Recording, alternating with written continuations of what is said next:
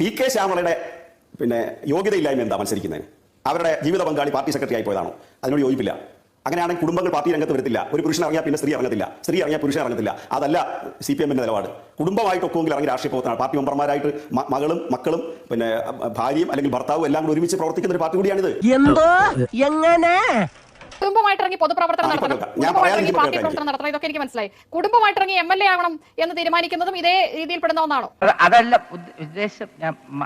ഇവരെ P.K. ശ്യാമളയെ മത്സരിപ്പിക്കുന്നത് എന്തുകൊണ്ടാണ്, അല്ലെങ്കിൽ ഈ കാരായി രാജനെ മത്സരിപ്പിക്കുന്നത് എന്തുകൊണ്ടാണ്, അല്ലെങ്കിൽ നമ്മുടെ VPP മുസ്തഫയെ മത്സരിപ്പിക്കുന്നത് എന്തുകൊണ്ടാണെന്നൊക്കെ ചോദിച്ചാൽ നമുക്ക് ഒരു കാര്യം മനസ്സിലാകും. ഭരണം മാറുമെന്ന് CPM-ന് നല്ല ബോധ്യമുണ്ട്. ഭരണം മാറുമ്പോൾ തെരഞ്ഞെടുക്കപ്പെട്ടാൽ പാർട്ടി കോട്ടകളിൽ തന്നെ ഇവരെ മത്സരിപ്പിച്ച് തെരഞ്ഞെടുക്കപ്പെട്ടാൽ ഇത്തരം കൊലക്കേസ് പ്രതികളെ, കൊലക്കേസിന് ആധാരമായിട്ടുള്ള കൊലവിളി നടത്തിയ കേസിലെ പ്രതികളൊക്കെ ജയിലിൽ പോകാതെ സംരക്ഷിക്കാൻ പറ്റുന്ന പ്രിവിലേജ് കിട്ടുമോ എന്നുള്ള ശ്രമം അവസാനമായിട്ട് നടത്തിക്കൊണ്ടിരിക്കുന്നതാണ്.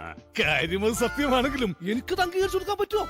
പെരിയ കൊലവിളി കേസിലെ പ്രതി ഒരു സ്ഥാനാർത്ഥിയാണ്. ഭരണഘടന നിന്ന് നടത്തിയ ആള് ഒരു സ്ഥാനാർത്ഥിയാണ്. അതുപോലെ തന്നെ ബന്ധു നിയമന കേസിലെ പ്രതി സ്ഥാനാർത്ഥിയാണ്. രക്തസാക്ഷി ഫണ്ട് കട്ടെടുത്തവൻ വരെ സ്ഥാനാർത്ഥിയാണ്. തുടർന്ന് മത്സരിക്കാൻ അവസരം കൊടുക്കുന്നു. പ്രവാസി വ്യവസായിയെ കൊലയ്ക്ക് കൊടുത്ത പേരിൽ ആക്ഷേപം നേരിട്ടിട്ടുള്ള രാഷ്ട്രീയ ചരിത്രം പേറുന്ന P.K. ശ്യാമള വരെ സ്ഥാനാർത്ഥിയാണ്. അപ്പോൾ ഇവർ പറയുകയാണ് ഇത് പാർട്ടിയുടെ പ്രത്യേകതയാണ്. കണ്ണൂരിലെ പാർട്ടി എന്ന് പറഞ്ഞാൽ നേതാക്കന്മാരും ഭാര്യമാരും മക്കളൊക്കെ ഒന്നിച്ചിറങ്ങും എന്നൊക്കെയാണ് ഇവർ പറയുന്നത്. ആ കണ്ണൂരിലെ പാർട്ടിയുടെ പ്രത്യേകതയാണ് ഇതൊരു പ്രൈവറ്റ് ലിമിറ്റഡ് പാർട്ടിയായിട്ട് നടക്കുന്നത്. ഈശ്വര ഇനി എന്ത് ചെയ്യും?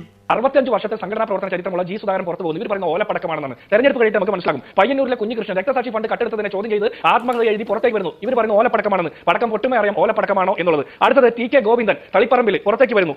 അതുപോലെ തന്നെ ഐഷ പോറ്റി കൊട്ടാരക്കര പുറത്തേക്ക് വരുന്നു. മലമ്പുഴയിൽ V.S. അച്യുതാനന്ദന്റെ മനസാക്ഷി സൂക്ഷിപ്പുകാരായിട്ടുള്ള A. സുരേഷ് പുറത്തേക്ക് വരുന്നു. കോൺഗ്രസിൽ ചേരാൻ പോകുന്നു. നെന്മാറയിൽ K. ബാബു പുറത്തേക്ക് വരുമെന്നുള്ള വാർത്തകൾ വരുന്നു. പാലക്കാട് P.K. ശശി വരുന്നു. S. രാജേന്ദ്രൻ BJP പോകുന്നു. റെജി ലൂക്കോസ് ഇതുപോലെ തന്നെ ഗോവനെ പോലെ വന്നിരുന്നു. CPM-നെ ന്യായീകരിച്ച റെജി ലൂക്കോസ് BJP-യിൽ പോയി. അതുപോലെ ഹസ്കർ RSP-യിൽ പോയി. CPM-ൽ നിന്ന് വലിയ കൊഴിഞ്ഞുപോക്കാണ്. ഇത് ഈ തെരഞ്ഞെടുപ്പായിട്ട് മാത്രമല്ല, കുറെ കാലമായിട്ട് ഈ കൊഴിഞ്ഞുപോക്ക് ഇതൊരു പ്രോസസ് ആയിട്ട് നടന്നുകൊണ്ടിരിക്കുകയാണ്. അപ്പോൾ ഇവർ പറയുന്ന കോൺഗ്രസിലുള്ള പൊട്ടിത്തെറി കാണുന്നില്ല. CPM-ൽ നിന്ന് പുറത്തേക്ക് വരുന്ന ഓലപ്പടക്കം മാത്രമാണെന്ന്. ഈ ഓലപ്പടക്കം ഒരുപാട് കൂട്ടിപ്പിടിച്ച് കെട്ടിക്കഴിഞ്ഞാൽ അതൊരു മാലപ്പടക്കമായിട്ട് പൊട്ടുമ്പോൾ അത് പിണറായി വിജയന്റെ തുടർഭരണത്തിനുള്ള അന്ത്യം കുറിക്കുന്ന രീതിയിലുള്ള ഒരു വലിയ മറ്റേ വെടിക്കെട്ടായി മാറുമെന്നുള്ള തിരിച്ചറിവ് നിങ്ങൾക്ക് ഉണ്ടാകുന്നത് നല്ലതാണ്. കിട്ടേണ്ടതൊക്കെ കിട്ടിയല്ലോ, സമാധാനമായല്ലോ.